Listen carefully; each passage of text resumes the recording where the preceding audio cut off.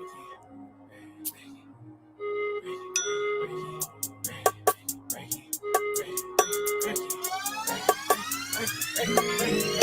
breaking bread, yeah. We breaking bread, yeah. We breaking bread, yeah. One conversation at a time. We breaking bread, yeah. We breaking bread, yeah. We breaking bread, yeah. One conversation at a time.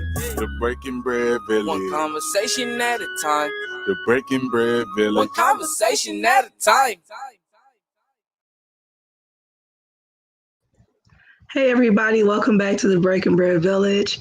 I'm really happy to have our guests on today. They are REDSTONE Firearms, and I'm going to go ahead and bring them on so they can introduce themselves. So let us welcome. Hello guys, how are you guys? Hey, how are you? Well, so you guys go ahead and introduce yourselves to everybody. Whoever wants to go first. I'm Geneva with REDSTONE Firearms out here in Burbank, California. I'm Jonathan with REDSTONE Firearms here in Burbank, California. And we are live on your show as well as on our Instagram feeds. Awesome. Thank you so much for being on here. I'm really excited to talk to you guys because I am self-admittedly I haven't always been a gun person. I haven't always been into it. I used to kind of like, oh, I don't need guns. I'm okay. But my tune has changed. A gun. With that said, I just, really wanted you guys on to talk about just kind of how you guys started. And we're going to talk about some things about gun safety and et cetera, et cetera. So first, I wanted to, again, welcome you guys. I really appreciate it. And I just kind of want to ask you, what inspired you to start a firearm business, because that's not something everybody wakes up and says, let me get this started today. So what made you guys what inspired you to do that? I tell people in my beginners classes that I didn't wake up, grow up with firearms in the home. My father was actually injured by a firearm, when I was a baby. And so it wasn't something that we talked about in the home when I grew up. It wasn't until I found myself in a domestic violence situation going through divorce that I was like, you know what? It's my responsibility to make sure that I protect myself and my small child at the time. And so I did some research. I was like, what does it take to buy a gun in California? There wasn't a lot of information that existed at the time. I think YouTube was still in its infancy. So I walked into a gun store, hoping to figure that out. And it was a definitely wild experience. It took about 2 to 3 hours before someone would speak to me. Oh, wow. I was resilient. I made it through. And then fast forward about a year and a half to 2 years later, I meet Jonathan. And one of the first things we talked about was guns on our first date. And wow, that was the first date conversation. So you knew then it was destiny, right? It was very important for the both of us that I guess that guns was something that was important in any relationship, and we were both approaching any relationship at that point because he had a small child, I had a small child, and so both of us was approaching it from a perspective that it was an important part of family. Okay. And that was basically almost like you have to kind of, to each other, you were saying you have to kind of be almost into that because this is something that I'm into. Was that kind of how that conversation went? Pretty big deal. A lot of, I have friends and stuff that are 15, 20 years in relationships and they never had that conversation. And now recently they're having that discussion. And, now it's a problem. Wives are saying, I don't want guns in my house. And men are saying, well, it's my job to protect the family. And it's leading to drag out fights. You know what, that is true because I've talked to several people, especially during these past couple years, where people are saying they want to start having protection in their home. They said they had those kind of conversations and disputes and a lot of times it is the wife that says, I don't feel comfortable with having a gun in the home. And then the husband is like, well, we need to have one. And it becomes this almost like the discussion that you have about parenting or, religion or things like that is just as extreme. So that's what made you guys decide to open the business. And how'd you kind of get started? So Because I know you started kind of humble, and now you guys have blown up. So yeah, we started off as a home-based FFL. I was just transitioning from law enforcement and getting into something else. And one of the things was we just got tired of paying full price for guns. So Yeah. like, you know what? Other people have figured out how to do it. Let me figure out how to get the FFL, get that rolling, which we started doing it for friends and family, basically. People, Okay. yeah, people that were in my unit when I was at the Guard, people that were friends of Geneva, friends of mine, friends of their friends, and it just snowballed from there. So one day, Wow.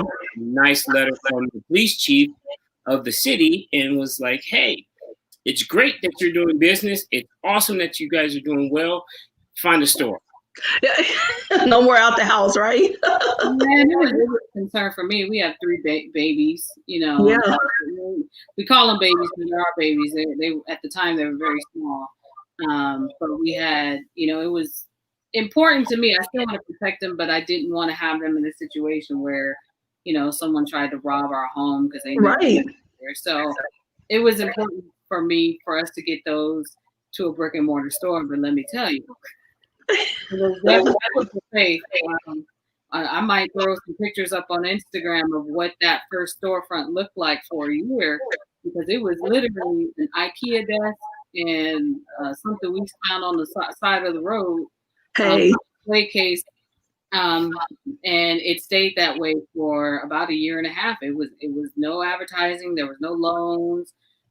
It was literally, you know, paycheck to paycheck. You know, I was in corporate America, what he had from his retirement and pension, and really just blood, sweat, and tears. It's like that sometimes, you know, that's why you just got to keep pushing. Now you guys are very big, and you are, I want to say, you know, the only Black owned gun store, firearm store on the West Coast. That's pretty big. So congratulations to both of you guys on that. I think that's incredible. So I just want to ask you guys, you know, why do you feel people should be armed and protected? You know, of course, as we just talked about, a lot of people have a discussion, a debate, that argument in regards to, you know, I don't need that, I'm scared of guns, or, you know, people always equate guns with violence. You know, it's always this idea that if you own a gun, then you're violent, and that's not true. So why do you guys think people should be armed and protected? Why is it so important? Well, it's a couple of reasons. One of which is just for the simple fact that you have to find a way to protect yourself and your family. It may not be a gun. It may be something else. But the gun is the great equalizer, okay? I'm not a huge dude. I'm not a bulked up, buff dude to the point where I'm going to sit there and go toe-to-toe with 3 or 4 people that kick in my front door. It's not happening. I'm just not going to do it.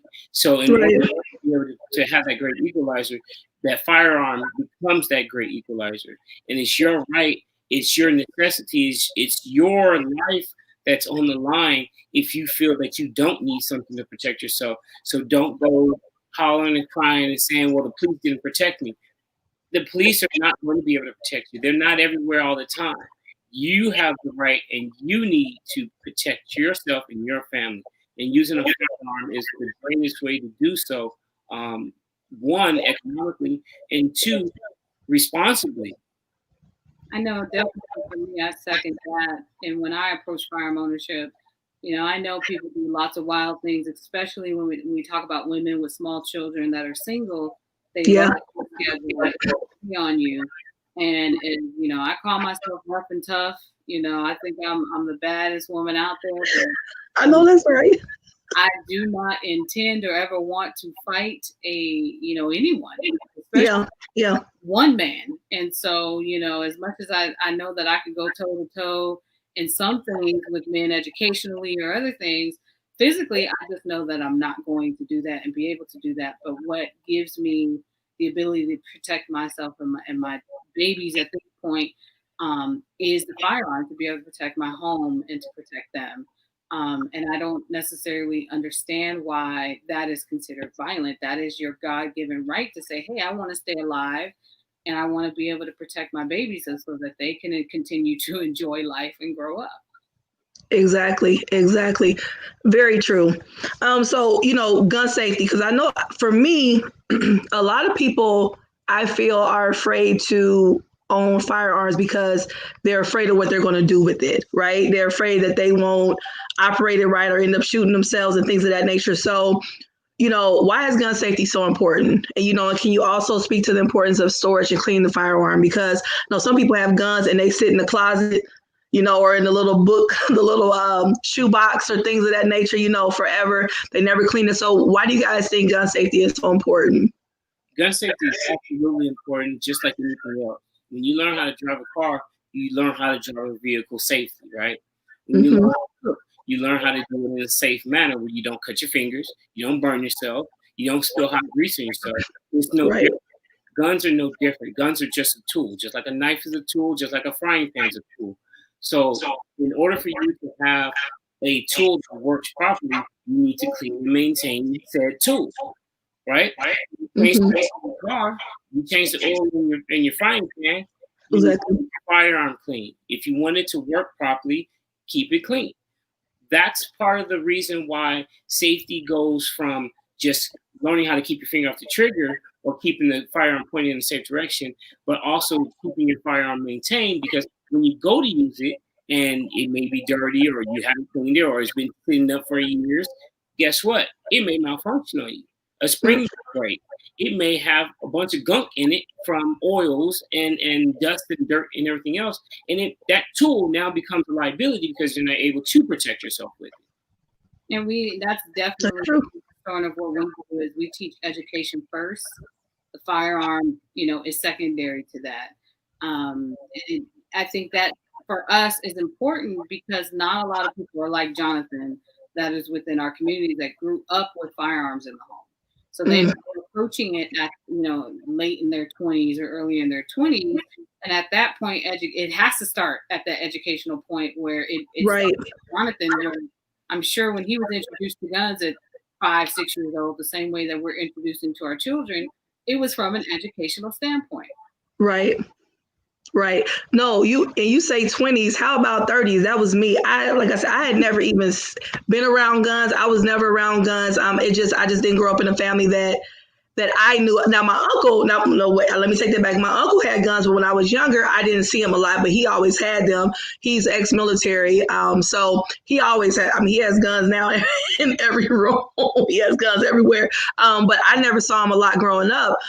So when I first learned more about guns was when I got married and my husband showed me about things. And he's telling me, not to point it different ways. He's like, wait a minute, don't do that. Trying to teach me. So I had to get comfortable because I had a fear of it because, of course, this is something that I know can kill me, right? Or kill somebody around me that, I may not mean to do that too, but if I don't have the information and not understanding, gun safety, I could definitely hurt someone. So I had a fear of it at first because I didn't want to hurt anybody. So I think, that's very important. So AB said he was 47 before he shot a gun. Yeah, it was crazy. I didn't know. So I think it's really important because I think that's where that fear comes from. When you've never touched them, they can kill. So it's like, I don't want to be responsible for that. So thank you.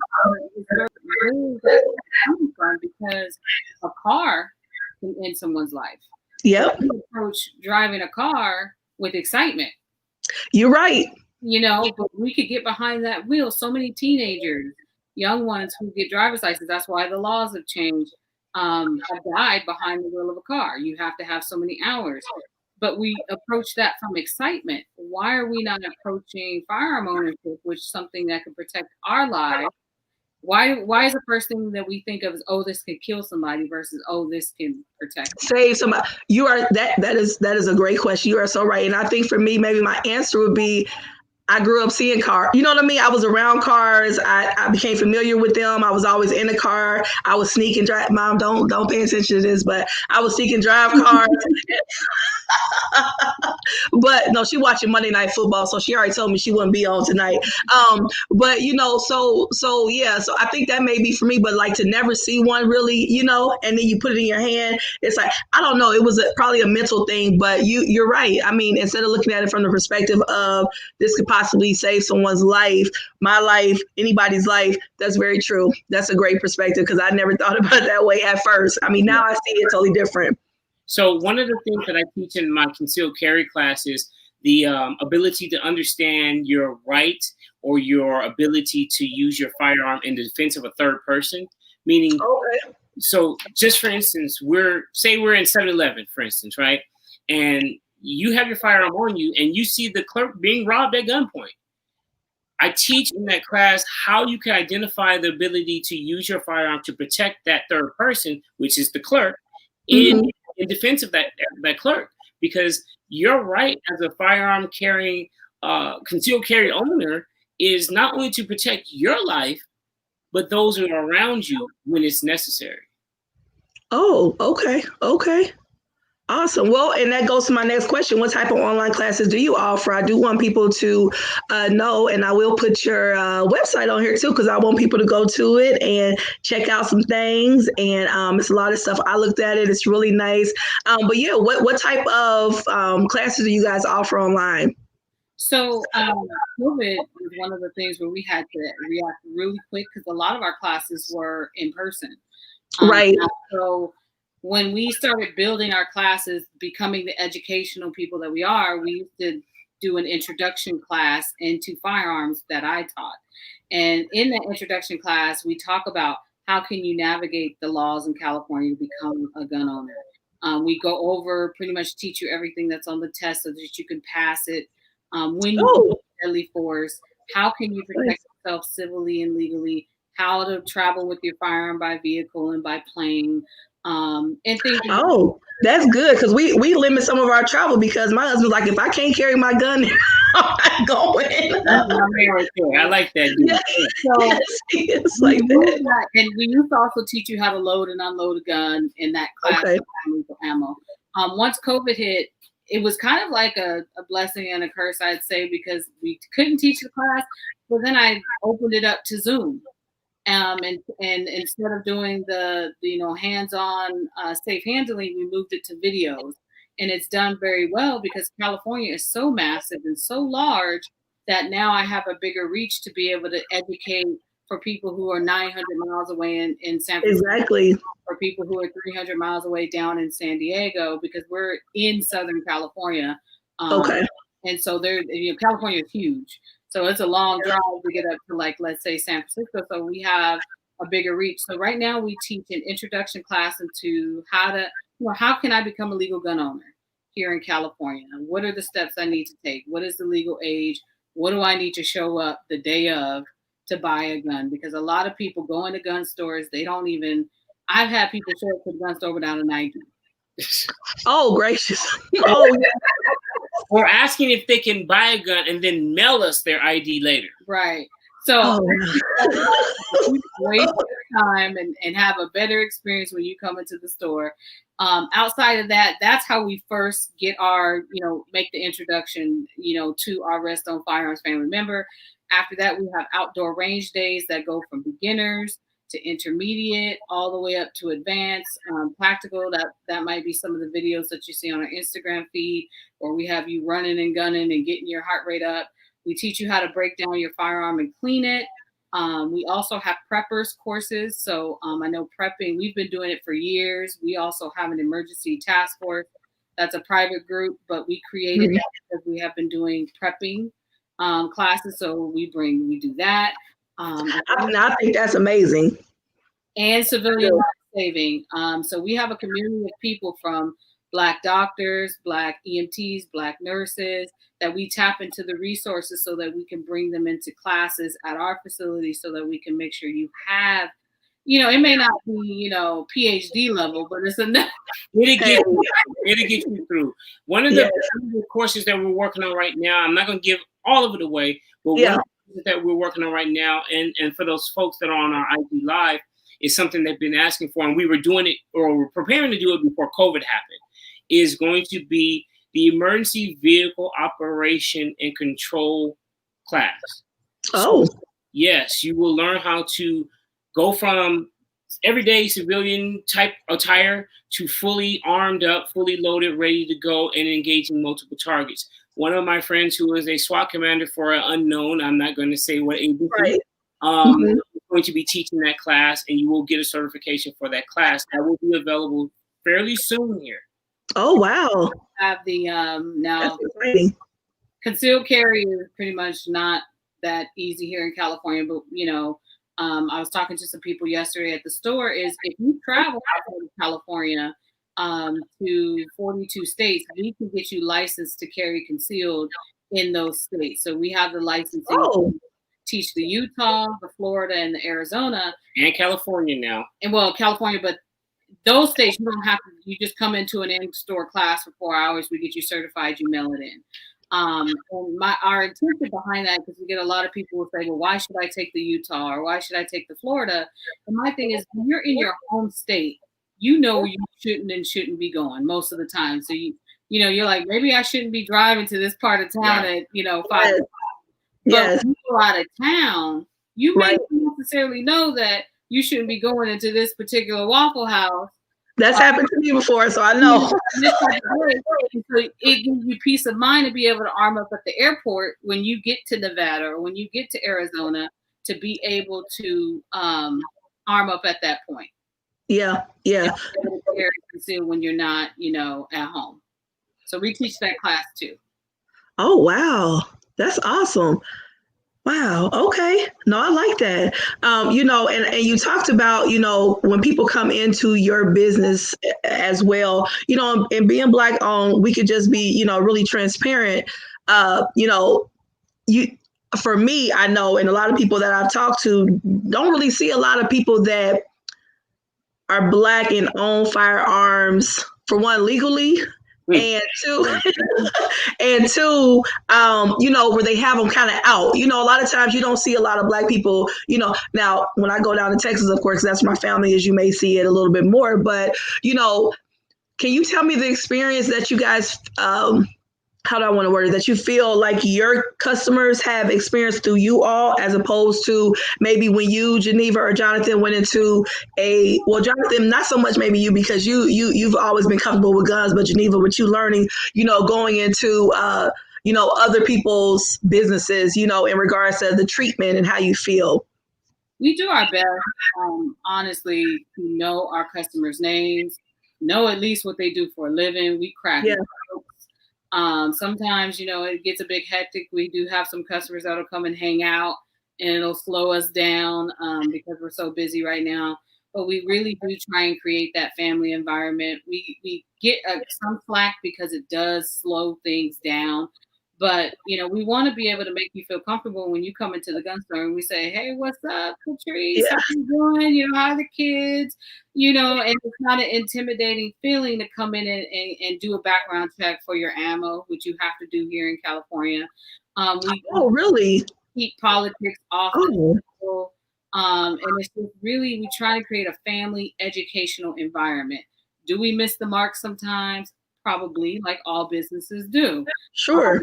But that is what our goal is, and what we try to create when you come into REDSTONE Firearms is we want to take the time to make sure you get your questions answered. And unfortunately, the cost that we pay for that is it backs us up, Yeah. Okay.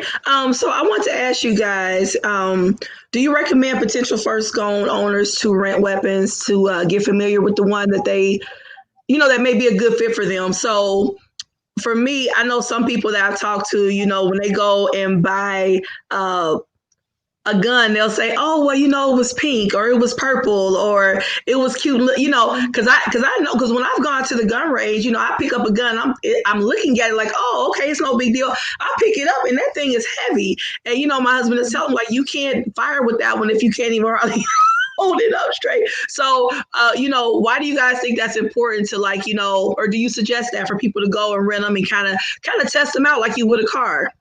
If you can rent them, go for it. I know here in California right now, a lot of the ranges that we're aware of that have rentals, a lot of them sold their guns due to the fact that they were trying to stay open during right. So it may not be feasible for folks in California right now, but in other states, if you are able to rent a firearm before you're able to purchase it, why not? Go for it. Go for it. And I will add in the caveat to that. When we get back to normal, whenever that is, I absolutely think it's great to go rent a weapon, to go fire it, and then go search for those 3.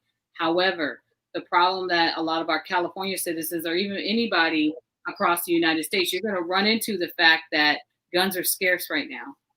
They are. Yes.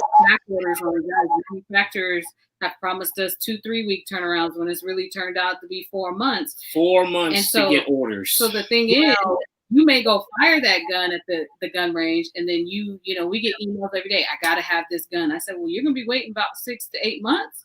We're happy to put it on the list, but I just want to be upfront and honest with you. So yes, go test out the gun, but test out a whole bunch. Right. And then figure out what you like about it, because you may have to settle for something else until gun, you know, inventory comes back in stock, and we have no idea when that's going to be. Yeah, right now I'm buying guns from other dealers in other states that have California compliant guns. I'm bartering for non-California compliant guns that we have for California compliant guns. And unfortunately, the dealers and the manufacturers, or not manufacturers, distributors in other states have raised the cost of firearms for California almost by 25%. Wow. Something that we were paying, say, $500 for prior to COVID, we're now paying $680, $700 for almost. Wow. And because they know they're going to get it. You know, there's a lot of wicked laws here. And so, you know, I teach in my basis class, it's simple economics, supply and demand. You know, the demand is high, and you may not be happy with the fact that you paid $900 on something that shows $600. But guess what? Someone behind you is going to come and pay that or more. Right. And you still won't have access to it. And so it's a sick game right now. You know, we have to deal with it as dealers, but we want to continue. That's a part of the education that we have to give the people in our community so that they're aware. Right, exactly. And unfortunately, a lot of folks don't want to necessarily understand that concept. And I do my best, but it's like, I love my folks, but y'all got to understand, we don't control the distribution pricing. We don't control. You know, I will be 100% honest with everyone right now. We've got over $100,000 tied up in invoices that we've already paid out and have no product. Right. Got 25 pages of back orders that we haven't received yet. Wow.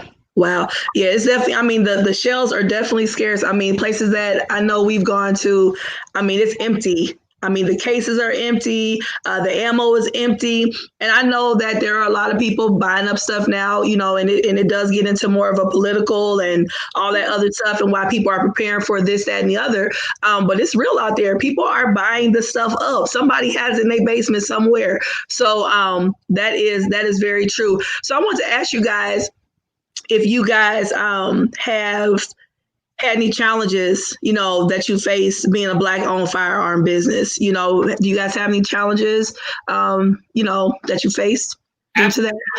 Before we answer the question, I want to give you an example of what we've had to do to get ammo in California. We have gone out and sourced our own primers to make ammo to sell to our people in California. We've had to go find our own primers to have ammo made, because the distributors that we get ammo from, they don't have primers. So we're now putting together our own ammo to get it to our clients. Wow. And talk about the challenges we face outside of starting a business. There's no loans for most firearm stores, but especially black ones. But you know, we've gotten some pretty harassing phone calls, some pretty threatening things. Really? Oh wow. We get harassing phone calls and threats almost weekly. So what do they, I mean, if you don't mind, like what do they say? So I'll tell you this, my wife may or may not even know this. While she was still working in corporate America and I was working the shop by myself, I got a visit from, let's just say, Aryan Brotherhood of motorcycle folks. Okay. And, you know, I'm that dude. I'm like, hey, you want to get out? Let's get out. I got enough rounds for everybody. They literally looked at me like, this N-word is out of his damn mind. Mm-hmm. And outside of that, we've gotten one of the things that people say, and I don't know where this comes from, is, if we miss the mark on something, we always have to do better than the next company across the street. Now, we all may frequent Starbucks or whatever our favorite coffee shop is. They mess up every day. Right. Yes. And so when we mess up, we literally get nailed to the cross. Like twice over. And it's like, and that's sometimes by your own, because I know I've had to check a couple people because, sometimes they are harder on us. And I'm like, no, wait a minute now, Amazon can mess up your stuff, send you the wrong thing, never send it all. This person can do the same thing. McDonald's mess up your stuff all the time. But if I mess up I'm just saying in general, a Black owned business messes up. That's why I don't shop Black. And it's like, all businesses mess up. By nature, we're going to mess up. I could wake up and be having a messed up day. My dad was sick. I could be completely lost and gone. It could be, my mother's death day. You never know. And being human. I always say, let's exercise grace with one another. This pandemic has taught me so much about being graceful to people, because I'm the one who managed the emails, and I literally got 10 to 15 raging emails from people a day. And I get that the panic right now is there, but we're doing the best that we can. If the manufacturers are telling us, we're going to give it to you when we get it to you. Right. Or even telling us, hey, it's going to be 2 weeks, and we turn around and tell you 2 weeks. Right. And it turns into 6 weeks. Exactly. And it's not just us. We had a call from a gentleman the other day. He didn't even buy a gun from us. He bought it from another company, the same one I bought my first gun that did me dirty. And he was told 6 weeks. It's been 16 weeks. And he wanted me to explain to him what to do. And I said, keep your place in line. Because you know what? If you lose that place in line, it's now going to move from 16 weeks to now 32. Yeah. So, we faced that. We're a growing business. So my husband and I started this business together. It was just him and I. We were only 2 employees. We've had to adjust very quickly. Instantly. Yeah. But the adjustment when you talk about selling guns is not something in the blink of an eye when you can say, hey, come work for me. Right. In the pandemic. So we've staffed up. We had to find the right amount of staff, but that took us time because, legally we can't just say, hey, come work for us, today. And, no background check is done because we are in the business of selling firearms at the end of the day. So we've had growing pains. We try and apologize when we can. We've had issues with our landlord who doesn't like us because we're Black. Time out. Let me back up. Rewind. All right. So the first store that we got into, he basically went up on our rent from $1,500 a month to $4,000 a month overnight. Oh my good. Okay. So we ended up having to move the store. Mm-hmm. Our store literally sat on my trailer in our driveway for almost 5 months. Right. Wow. Because we could not find another place. When we finally found another place, the owner of that building didn't know that we were Black when we moved in because we used a real estate agent to find the property and take care of the lease for us. Mm-hmm. He tried to evict us on the second day that we were there. Once he found who we were. Because he says that we didn't pay, what did he say? We didn't pay for non-payment of rent. And I'm like, well, how is it non-payment of rent when we just gave you a check for $6,000 for first, last, and prorated for the second month? For it. If you go through our social media, you'll see it has been an ongoing battle with him. And just as recently as about 2 months now? About 2 months ago, he came to the store and literally was harassing all of our customers. And we got complaints that, we're in a shopping center where there's food places, there's Planned different Parenthood. things. And so someone was in the parking lot, smoking weed. But guess who was the business that they were doing it for? It was us. Wow. I'm like, wow. We don't know who that was. Right. Or, people were being loud outside. Right. It could have been the people visiting the mail place. How was it us? Or it could have been somebody just walking through the parking lot. There was a cup or two on the ground downstairs. Oh yeah, so now that's our fault. The complaint is now our customers use too much trash. This was he literally just said this 3 days ago. The reason why the trash can is always full is because your customers put trash in it. Oh, sorry, that's what it's for. Isn't that what a trash can is for? And we gonna keep on, you know what? But we gonna keep on rocking. Our goal is to eventually move to our own land and space. That way, we'll continue to be here for people within the community. But we just want to not come off negative. But there's so much that goes on the back end that we have a smiley face when you come in there. But when them doors shut, we exhausted. We fall out. And we're just we get beat up. We do. Yeah. And you know, and it's not always being negative. It's just real. I mean, people, you know, sometimes people don't want to talk about color. They don't want to talk about differences because sometimes they are not the ones that have to deal with those differences and the consequences of being different. You know, they don't understand that. So that's just a reality that people take issue with certain things when certain people do it. So, you know, and I think transparency sometimes, like you guys talking about right now, maybe it'll help, you know, even your customers understand, like, we love y'all, but this is hard. This is hard. So give us a break. Yeah. It is hard work. I mean, and you sometimes look yourself in the mirror and say, is this something I want to continue to do? Yeah. And we look at each other and we say, this is what our passion is, and we're going to continue to do it. But you do have those challenging days where you got to lift yourself up off the ground and say, you know what, I'm not going to let this defeat me. You know, yeah. And that's real talk. You know, I think anytime for me, you know, personally and other people that, you know, I've been connected with, when you're doing something that's a passion of love and something from your heart, it comes with both. It's that balance, man. You know, you have that good and that bad. And yeah, you do have to tell yourself, you know, I'm doing this for a reason. So, you know, and it's a really good service to do that, because I know for myself, when I've gone into several places, I don't always feel welcomed. I don't always feel like I'm, you know, in my place there, you know, and that I don't feel comfortable asking certain questions. Thankfully, my husband knows enough about guns, you know, to be able to ask questions. But even with him there, I still feel kind of like uncomfortable. You know what I'm saying? So I think that it's good that you guys are there for the community. So I appreciate that. One of the things that we do try to do before you move on is I will tell you 100% honestly. If I don't remember your name, I will remember your mother's name or your friend's name or the type of gun you bought. Or the type of gun.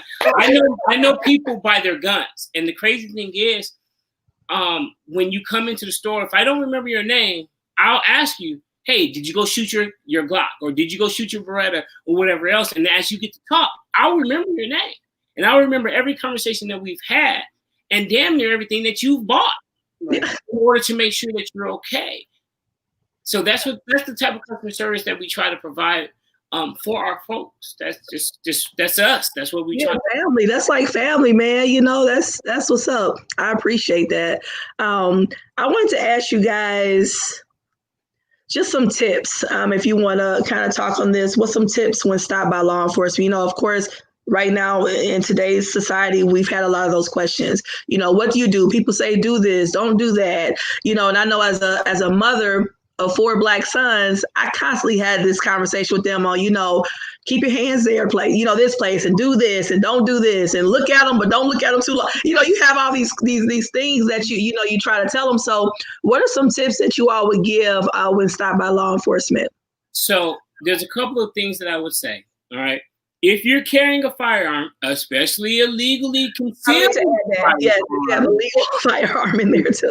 I want everybody to listen. If you're carrying a firearm and you're carrying concealed, one of the things that I do, and I'm trying to get people to understand why I do it, is I have a copy of my driver's license, my concealed carry license, all of them on a piece of paper above my visor. Why? Because these get you killed, right? If an officer can't see these, guess what? You're going to put them on edge. Well, if you say, hey, officer, I have my firearms permit, my weapons permit, whatever it is it's called in your state, above my visor with my driver's license, reach up, hand that to them, and keep your hands visible. Don't do anything that's going to provoke them into giving them a reason to shoot you or pull you out of the car or otherwise harm you.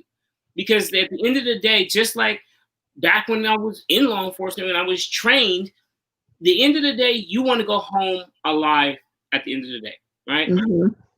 Industry is not the place to be battling with someone because you want to go home to your family, right? Mm-hmm. I want you to go home to your family. So do the extra steps, the necessary steps in order for you to survive the encounter, and you fight to live to fight another day. Mm-hmm. That because we were going to put together a class for young teenagers that are just now starting to drive. And I was, kind of putting the feelers out there to the community and saying, how would you feel about us teaching this class? And we got some great feedback. And then we got feedback saying, well, I don't want to put my child in a class that just teaches them to be docile. And that wasn't the intention of saying we don't want to teach the children to be docile, but we also want to focus on the goal of that particular stop. And the goal of that stop is to make sure our children get home. And if we need to address something, or my husband stop, that they get home. And if we need to go fight after the fact, at least I got my children home, or my husband by my side, or his wife by his side to go fight that battle. Which is so true. And that's such a self-balance because, I know I've had that conversation with people as well, where it's like, why do we have to do all that? It's like, that's the never ending question. I mean, we could ask that question all day. And of course, it's not fair. It's not right. But it's also reality. I mean, this is a reality. And when you're living in reality, you have to do some real stuff. And, that's why, there are some good tips that I, feel that would help out, hopefully. I mean, nothing is guaranteed, but at least, I mean, that's a good idea. I never thought about having everything already printed out and having it in like a visible place where even if you say, hey, you want to grab, it's sitting right there, you can grab it, or is it okay for me to grab that? And there it is. So, okay. There's a lot of things that Jonathan, when we first got together, he would do, and I would be like, what are you doing? Right. I used to have a garage, and he would throw the keys on the top of the car, the garage, instead of bringing it into the house. And I'm like, why would you do that? He's like, so we got to get going. We don't have to be looking for you ain't keys. got time to look for no keys. My husband thinks like that. And see, I just be just da.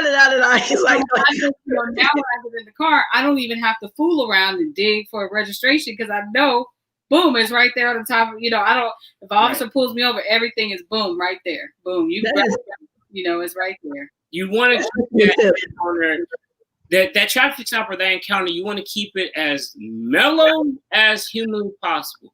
I've seen some of these new recruits that are coming out of the academy. They can barely walk and talk at the same time.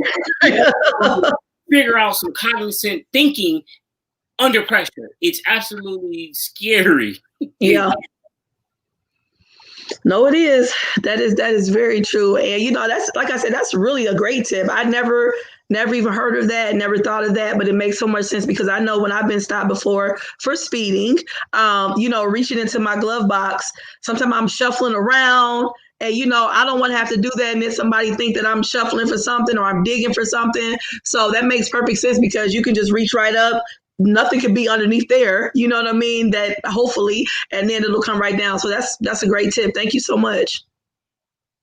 So one more question that I have is, I just want to kind of, I'm a USCCA member myself, and I just want to ask, do you guys agree that it's important to have insurance for self-defense situations, where you may end up in court? Absolutely. As being a USCCA instructor and an official partner with USCCA at absolutely. And I will be 100% honest. If you don't want to go with USCCA, that's fine. Don't go with someone else, but at least have some type of concealed carry insurance ready to go while you're carrying. And understand something though. Also with USCCA's insurance, it's not just for firearms. It's for any legal means of self-defense for you and your family. It's so just like the frying pan. Now, I break it down to a more realistic. Okay. When it comes to being able to protect yourself civilly and criminally. A lot of times, I don't know what, the disposable income of most people listening. I might be able to bail myself out if I something happened and I had to stop a threat. I don't know if someone that looks like me, that's saying, graphic 38-year-old woman has the money or a home to put up as collateral to bail herself out. And I don't want that same woman who looks like me, who doesn't have that label, amount of disposable income to bail herself out, to sit in jail for 30 days, 45 days, 60 days to fight a case for protecting herself from something when she may have children at home, or she may have a job, when she's now lost her job. So I tell people, spend the $14 a month so that you don't have to scramble at the end of the day to come up with the 50 grand or the 100 grand, or whatever your bail may be. And a lot of times when we are desperate and we're sitting in jail, we plead to things that we shouldn't have to plead to. And my girlfriend works in corrections, and she got the insurance, and she broke it down to the class one day that I was teaching. And she said, I've heard so many stories of people that look like me, women and men, that are sitting in prison for something that they didn't have the money to come up with to fight their defense. And so, you know that all too well. Spend the $14, sacrifice the coffee, the burger, that shirt per month, just so that you can have some level of protection to protect yourself criminally. Now, on a civil standpoint, for my California people, this is California. California only. And there's a lawsuit on anything. And so, definitely automatically assume if you use that firearm and you don't make the shot because you only come to rest on range days, you're looking at your home, your check being garnished. And so, spending that money to protect yourself up to $2 million on a civil case, hands down worth it. And I come from an insurance background. So okay. I try to tell people I insure everything. I insured our wedding because, Absolutely. With that being said, okay. A person who is going to carry a firearm or even have a firearm at home, yes, having a firearm is only one portion of protecting yourself. What happens when you have to use that firearm? Okay, we had a situation where we had a home invasion, and luckily enough, I was able to use my verbal judo and get the man out of the house and in the car with me and away from the house, where then I was able to pull my firearm. If I had to use my firearm in that situation, I would have took that ride, no problem. But would we have been able to deal with all the things on the back end? That came with it. Yeah, the protection goes both ways. You have to be able to protect your family with that firearm, but you need to be able to protect your family for the aftermath of using that firearm as well. And that's why being, a member of USCCA ourselves and being official partners with USCCA, we put ourselves in a place where we can strategically offer that service to our clients and our REDSTONE family members when they come in and see us. Or even if they're out of state, we can help them get situated with their insurance. Yeah, if you're going to insure your health, insure your car, right. Definitely need to ensure your protection. I don't want to have to sit in jail longer than, hopefully. I know that's right. Hopefully nothing pops off on a holiday weekend, Right. You got to see it wait till Monday. But you definitely want to be able to protect, yourself in that situation and your mental health, because I'm not Jane Wick. Jonathan's not John Wick. As much as we train people, we have to stop a threat. You're already in a mentally bad space, and then you gotta go take a ride to jail and sit there. And that does a lot of damage. And if you have to continue to sit there and not be able to bail yourself out, you pretty much it's just gonna be a spiraling, way down.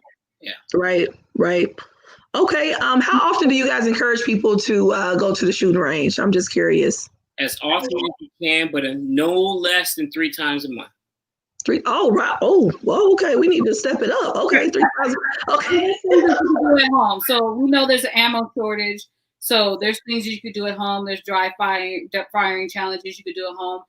There's other things that you can do that I talk about in my basics class is, you could bring that gun out the safe. Have you done that?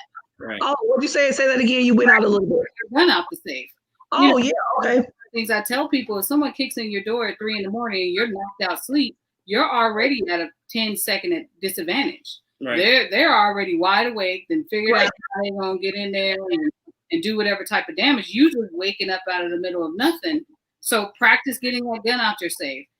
include the family if that includes the baby, and then the babies or baby, and then you get that, and if you could get some ammo, get to the range. Okay. Do you guys have any closing words for the audience in regards to gun safety, gun anything? No, whatever. We thank everybody for watching with us. Definitely approach, if you're thinking about getting a gun, if you're on the fence, try and find your local resource in whatever state you are. You can DM us at REDSTONE Firearms on Instagram. We definitely can help you find someone locally in your state. As much as we like to consider ourselves phenomenal, we don't know all the laws for every single state.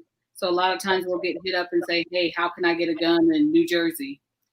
I can get you in contact if I can with someone in New Jersey that will be an ally that can help you, walk through those steps. So don't feel like you can't come to us because we're in California, but know that we're going to do our best to find you somebody that can get you the information that you need.